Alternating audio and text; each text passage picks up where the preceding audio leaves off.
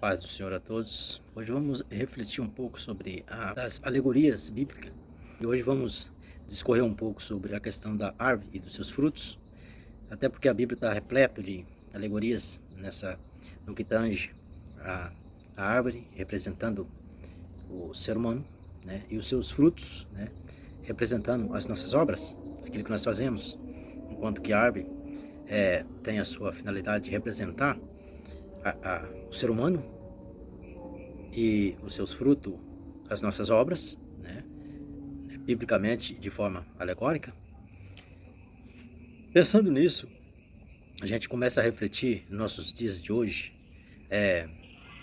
muitas coisas que estão acontecendo ao nosso redor e que está tão patente, está tão claro, que muitas das vezes a gente faz vista grossa, a gente talvez não quer ouvir ou talvez está espiritualmente cego, que não consegue perceber. Algum vídeo atrás eu falei a respeito, né, da importância da leitura da palavra para não ser vitimado por, espiritualmente falando, acerca de falsos profetas, falsos guias, dos quais a palavra do Senhor já nos adverte há milhares de anos. Louvado é o santo nome do Senhor. E hoje eu quis refletir um pouco mais profundo, até porque hoje que nós vivemos na era da internet, onde que tem muitos supostos gurus por aí, né, que se diz pastores, profetas e etc. E que nós percebemos que os seus frutos não condiz com homens e mulheres de Deus. Nós percebemos claramente, né, nós possamos aqui trazer à tona coisas como pessoas, né, que vivem atolados no mundo da política, né, que vivem no mundo de uma nova teologia, né, chamada teologia da prosperidade, aonde que só é verdadeiramente cristão aquele que é próspero, aquele que é rico, aquele que tem uma esposa linda, um marido lindo, aquele que até os cachorros são lindos, é tudo bonito, é tudo maravilhoso, são carros, são empresas, indústrias, etc., classe alta e por aí se vai, e que se não for assim, algo está de errado na vida desse cristão, e que talvez nem é considerado como tal nessas igrejas. Pois eu quero aqui, em nome do Senhor Jesus, dizer que os tais, que na realidade não são verdadeiros guias espirituais, verdadeiros servos, pastores e profetas do Senhor, os tais é que na realidade não são cristãos, os tais é que na realidade não são dignos nem de ser chamados cristãos, muito menos pastores, guias, profetas e mestres. Esses tais que vivem atolados nessas heresias dos últimos dias, das quais já fomos avisados muito lá atrás pelos apóstolos, que já nos esclareceram acerca desses falsos profetas que haviam de vir e que já existiam naquela época. Porém, hoje em nossos dias, ainda muito mais. Louvado e bendito é o santo nome do Senhor. Que nós possamos andar precavidos quanto a essas pessoas, porque os frutos dessas pessoas não condiz com a vida cristã e muito menos com a de alguém que possa ser mestre, guia do povo de Deus. Está muito longe de ser cristão, quanto mais ainda de ser pastores e mestres. Está muito distante. Os seus frutos condiz com impostores.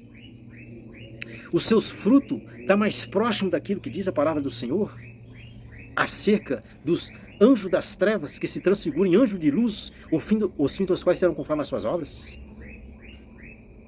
Parceiros desses anjos das trevas que se transfiguram em anjos de luz, isso é que eles são.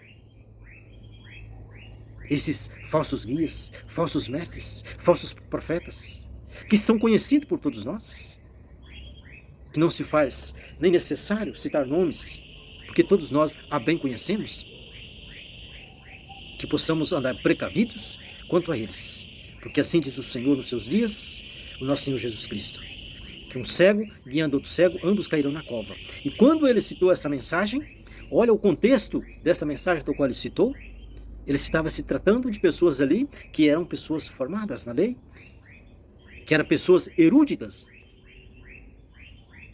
mas que, no entanto, vivia em um mundo de heresia, de hipocrisia, que é exatamente o que está acontecendo em nossos dias.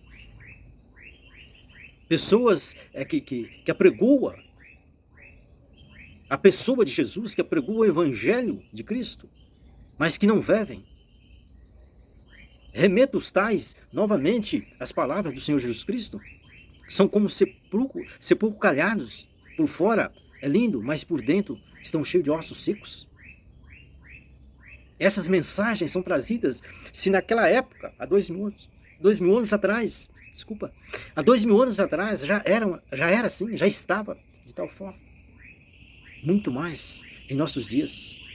Mas é importante em que nós sejamos vigilantes para não entrar no enredo desses falsos mestres, desses falsos guias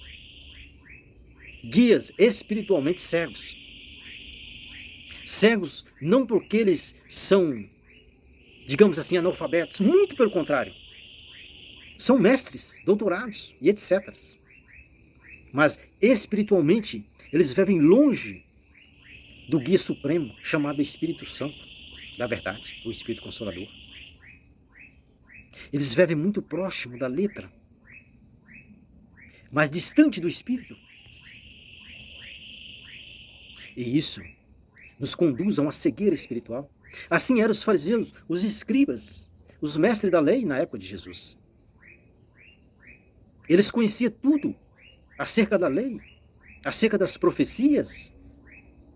No entanto, o Messias veio, encarnou, viveu entre eles, pregou para eles, questionou, tiveram muitos encontros nada agradáveis, por uma questão de incompatibilidade, de conhecimentos e de vivência espiritual que havia entre Cristo e os mestres da lei da época. Assim como há hoje, entre os verdadeiros seguidores de Cristo e os mestres das escrituras atuais, nos dias de hoje, pautado nesse conhecimento prático que nós temos, da palavra do Senhor, da advertência dos profetas, de Jesus, dos apóstolos e do próprio Espírito Santo em nós, e daquilo que nós temos presenciado hoje, que nós possamos nos distanciar desses falsos guias, desses falsos mestres, que nós possamos citar aqui duas classes bem distintas e bem destacadas socialmente, que são os apregoadores da união da igreja com o Estado e também os apregoadores da teologia da prosperidade. Que nós venhamos ficar atentos quanto a isso,